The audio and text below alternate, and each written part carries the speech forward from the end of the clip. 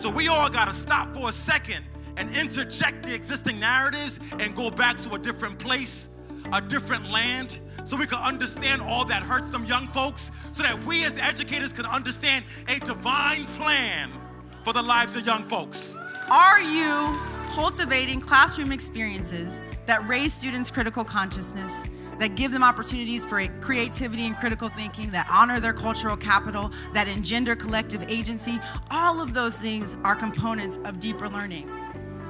If a student's social and emotional well-being and health is not there, they're not going to be able to do the academic side of things. That they are the opposite of not enough, that they are more than enough. The inclusion, the understanding, what they just talked about as far as learning a new experience is not only cute, it's pivotal. Every single one of you entered the profession to engage and inspire your kids to help them find their special gifts.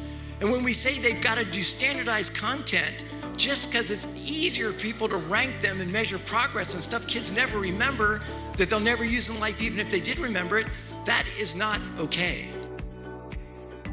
After I'm done being District 10 Supervisor, I'd like to become the Mayor of San Francisco.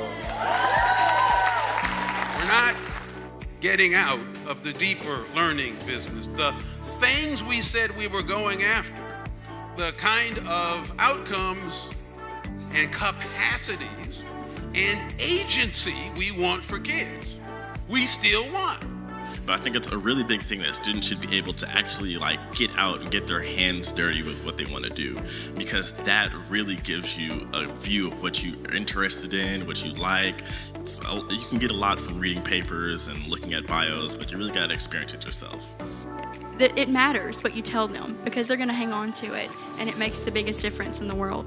Teaching means building up that trust, fostering a relationship, admitting we don't know everything, and promising not to give up on them when we teach. If you're doing something that you don't love, then you're not really going to put in your 100% effort into it, you feel me?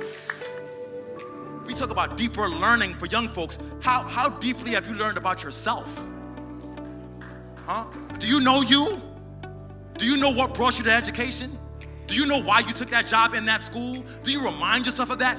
Do you have time for grounding before you walk out every day?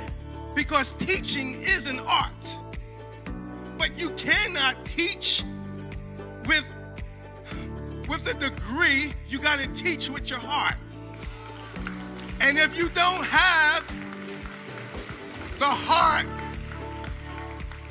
if you don't have the heart of a true teacher,